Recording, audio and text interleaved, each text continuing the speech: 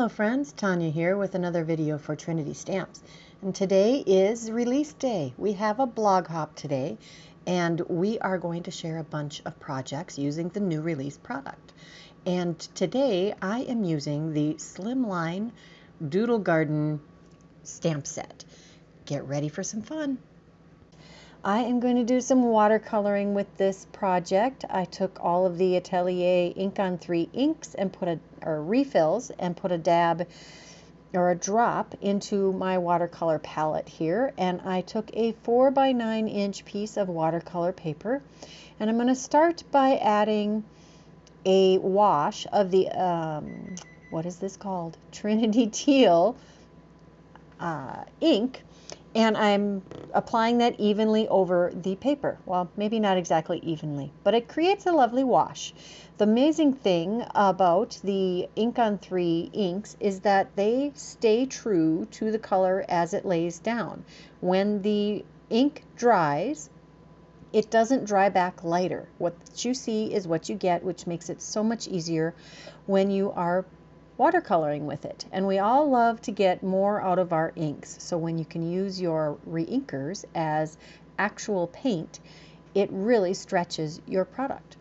I am doing some heat embossing with this. I do ink it twice with the Versamark especially because it is on watercolor paper. I sprinkled some white embossing powder on here, and I am speed heat drying this. This is about 8 times the normal speed, but you can see that come to life. I love all of the variety of flowers on this. So I'm going to take the different colors of the InkOn3 Reinkers to paint in the flowers. I'm going to pick a color for each shape of flower. And this one is the Bee Sting Yellow, and I'm doing all of the tulips in this. It's amazing how well this Reinker paints over the top of another color.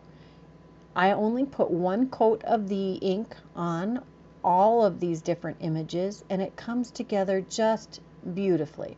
Yes, it took me a little time, probably 20 minutes, to paint all of the flowers on this background, but I think it was well worth it. There are a few different styles of flowers, and this would even work for fall flowers or midsummer flowers, all depending on the colors that you chose to create your project. This time I chose some pretty bright but not bold colors, I guess you could say. I was trying to stick to more spring-like colors for this particular palette. I am going to switch to the Goddess Green to do the leaves and the stems on all of the flowers, and I won't make you watch the entire painting process.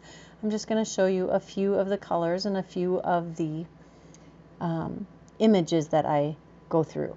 So the pointy petaled flowers I'm going to do in orange, the marigold orange. And by adding more water to each of these inks, you can make them a little lighter. This is the entire field of flowers. I hadn't quite decided what I was going to do with those centers until I happened to be talking to my daughter, video chatting with my daughter while I was doing this, my daughter and my granddaughter, and my daughter suggested something shimmery on the inside of these flowers, and I just pulled out the pixie dust ink or drops, and that works perfect. I will say that this next step did not end up in the final card. I took some VersaFine Onyx Black and tried to stamp over the top of the pixie dust, liquid pixie dust. However, it creates a non-porous surface. It seals the paper, so the VersaFine Onyx Black ink smears, and it doesn't doesn't stamp perfectly. I put a lot of effort into this card front, and I did not have the time to start over. So I had to find a way to make this work anyway. And I thought I'd keep it in here so you can see what not to do. So if you want your smiley faces on your flower centers and you want to use the liquid pixie dust, do the eyes first, or do the smiley faces first. That is one of my favorite parts of this stamp set, that you have smiley faces to put on the inside of your flowers, and there's, I think, 6 or 7 of those little smiley faces. When I first popped to this die cut piece, which is the Scripty Love die cut set, that's where the sending comes from. I showed you that the tittle was stuck to the cutting plate, and I didn't scrape all of that off, so I could be sure to get that tittle, or the little dot for the eye, in the right spot. I die cut the shadow of the word from some shimmery white cardstock, and the actual word from some petal pink tonic mirror cardstock. And then I am cutting out the Marshmallow alphabet letters to create the word smiles. So it's going to say sending smiles, which would have been perfect if I had actual smiley faces. But we're going to use these letters and these words to cover up the smeared smiley faces, because I didn't want to start over. And I really liked how the painting had turned out. I did, of course, put some coaster blanks on the back of this panel, which I die cut with the Slimline Modern embossed frame panels.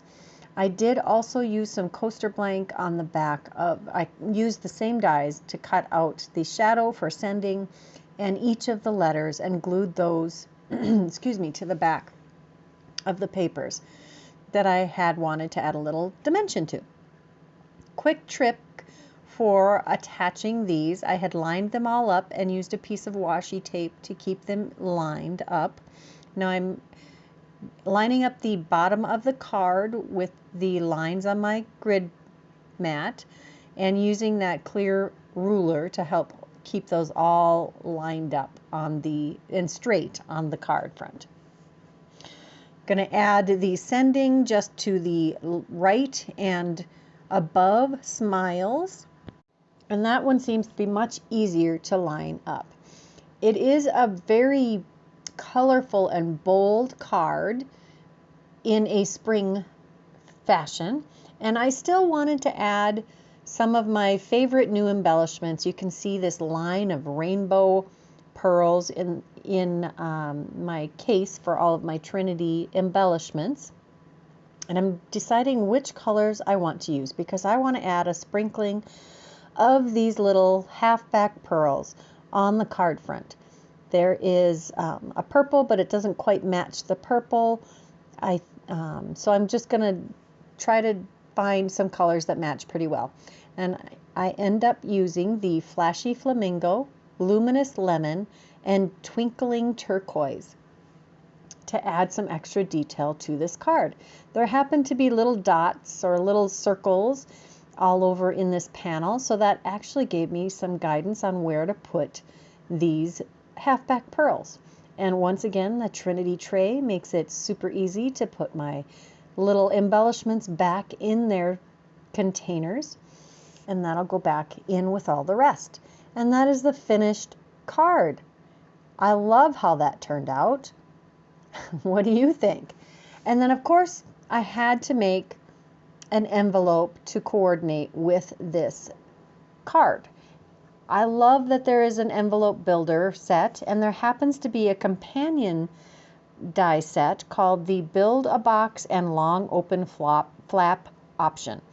You do have to admit, Trinity Stamps does a really good job of a descriptive title for their different products.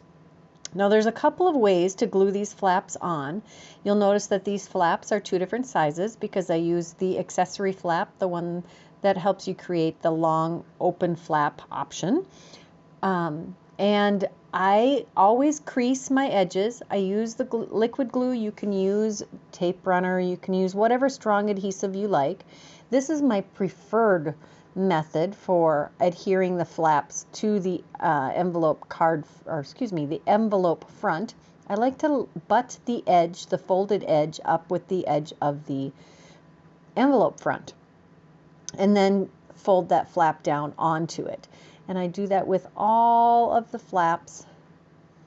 This little flap on the side is 2 of the same size. So you cut 2 of those, and one each of the 2 different sizes of long flaps, and then you end up with this more traditional style envelope. You can use a legal size, or excuse me, a business size envelope, but it's so much more fun to use papers from your stash to create coordinating envelopes for your cards. I love that this matches just about perfectly. Now with the halfback pearls glued to this card front, it can be a little lumpy bumpy. And to make that a little easier to go through the mail, I just take a piece of low quality cardstock, cut it to the same size as the card, and put it over the top of the envelope, or excuse me, over the top of the card base where the lumpy bumpies are. Now I will be able to easily write the address on that front and use some washing tape or liquid glue when I'm ready to mail it, and then it'll be on its way. I hope you enjoyed this video. If you did, do me a favor, give it a thumbs up. Leave me a comment, I'd love to hear from you. And there is a video hop today through May 7th, 2021. Check the description box below for the details on that, for a chance to win a $25 gift certificate for the Trinity store. If you haven't subscribed to this channel, please take a moment and do that now. There are links to all of the products used in this video in the description box below. We love that description box. Again, until next time, bye-bye.